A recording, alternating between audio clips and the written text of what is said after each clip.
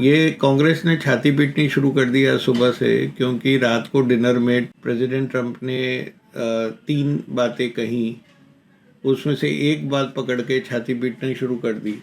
सबसे पहले तो मैं इन कांग्रेसियों से ये पूछना चाहता हूँ कि आप अपने देश की जो आर्म फोर्सेस हैं उनके ऊपर ज़्यादा भरोसा करते हो या जो दूसरे देश हैं उन पे ज़्यादा भरोसा करते हो? पहला सवाल तो कांग्रेस को ये है। दूसरा मेरा सवाल बड़ा सिंपल है कि जब भारत एक ताकत की तरह उभरेगी तो सबसे ज़्यादा नुकसान सबसे बड़े आर्म डीलर्स को होगा। तो आज अगर बड़े बड़े आर्म डीलर ये मान जाएंगे कि भारत ने बहुत अच्छा युद्ध लड़ा और भारत ने बहुत अच्छा काम किया, तो उसके बाद आप कैसे अपने आर्म्स बेच पाओगे? क्या कभी अमेरिका ने या इंडियन अपोजिशन ने ये सवाल उठाया कि कितने F-16 को मार गिराया हमने?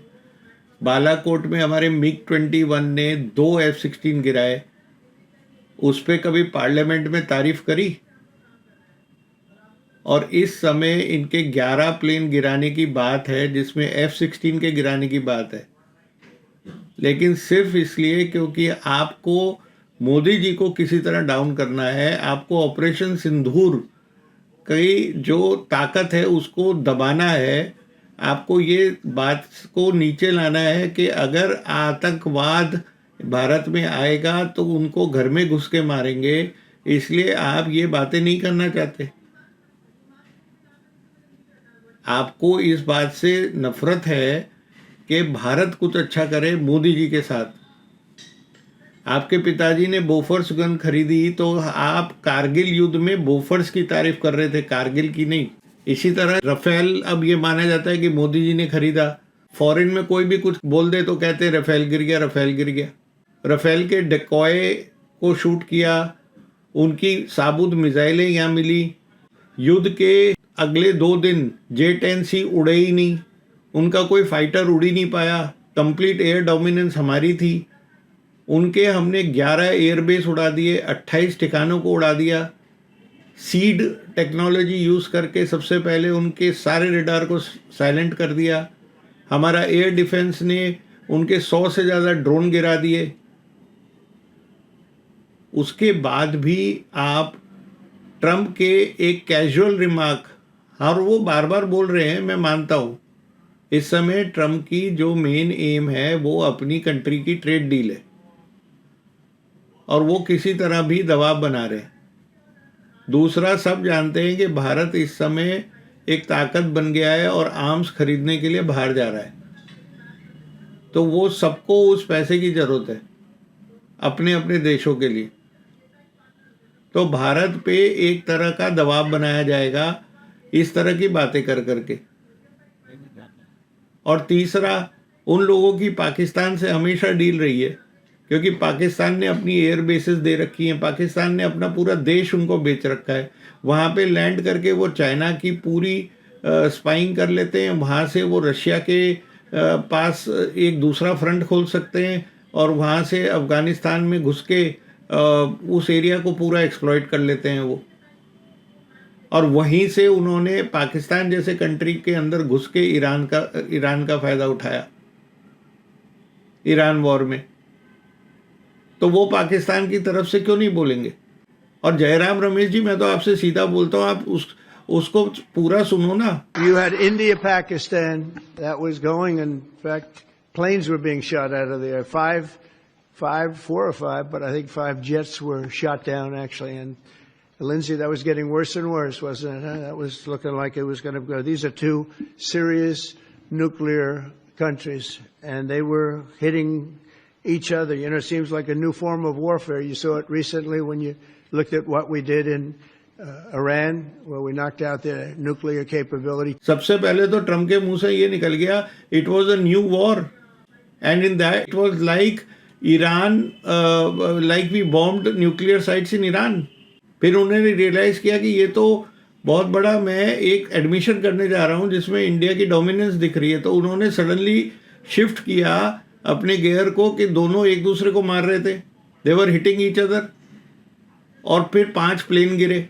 उन्होंने कहा इंडिया के 5 प्लेन गिरे, हम तो खुद कह रहे हैं 11 प्लेन हमने उड़ाए हैं पाकिस्तान के, तो उन्होंने कहाँ इंडिया के 5 प्लेन गिरे। एक तरफ से आप मोदी जी के पीछे पड़े हो या देश के पीछे पड़े हो? देश की पूरी इज्जत बेच खाओगे आप? इतना sophisticated warfare, near 5th generation complete electronic warfare, जिसमें आपका एक सोल्जर ने जान नहीं गंवाई, उसके बाद आपकी इतनी प्रिसिशन बॉम्बिंग हुई इतने शॉर्ट पीरियड में, और ये वॉर कहाँ थी? Where was it a declaration of war? Balakot was a strike, it happened, the target was achieved and we came out. Similarly, Operation Sindoor, we killed 100 terrorists within the first 25 minutes of bombing. We hit their terrorist targets. हमने उनकी वो मस्जिदें उड़ा दी जहाँ पे terrorism होता था, training होती थी। उसके बाद उन्होंने रिटेलिएट जब किया तो हमने फिर रिटेलिएट किया 2 दिन तक, लेकिन हमारे वॉर का जो मकसद था वो खत्म हो गया था। Operation was not to take POK. आप हर वक्त सरेंडर मोदी करते हैं। आप खुद जानते हैं कितनी बार राहुल गांधी ने सरेंडर किया है, और आप दामाद सरेंडर करने वाले हैं। तो मेरा तो एक सीधा सवाल है कि आपकी नफरत देश के लिए क्यों है? आप हमेशा देश के खिलाफ क्यों हो जाते हैं इतनी ज्यादा? इस प्रश्न का जवाब है आपके पास? कहां पे कहा है ट्रंप ने तो ये एडमिट किया कि नई तरह की वॉर थी, ये उस तरह की वॉर थी जिसमें ईरान के न्यूक्लियर साइट्स को हमने बॉम्ब किया। किसने किसके न्यूक्लियर साइट्स को बॉम्ब किया? कैराना हिल में क्या हुआ? पहले सेंटेंस में ट्रंप ने भारत की तारीफ करते करते उनके मुंह से निकल गया। लेकिन आज अगर आप भारत के डीआरडीओ की तारीफ करोगे, आप आज भारत के बनाई हुई मिसाइल्स की तारीफ करोगे, तो जो मिसाइल वो लोग $50-50 मिलियन, 15-15, 20-20 मिलियन डॉलर में बेचते हैं, वो हमारी $5-5 मिलियन की मिसाइल है। हमारा नया मार्केट खुलता है। S-400 हमारे एयर डिफेंस सिस्टम जो हमने रशिया से खरीदा है, अगर आज वो उसकी तारीफ कर लें कि इनका एयर डिफेंस सिस्टम बहुत अच्छा था, तो वो आप समझिए ये जियोपॉलिटिक्स है और साथ में ट्रेड है।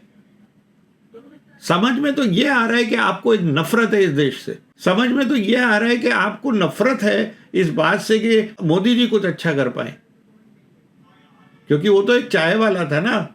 राजगद्दी तो गांधी परिवार की है, राजगद्दी तो नेहरू की है।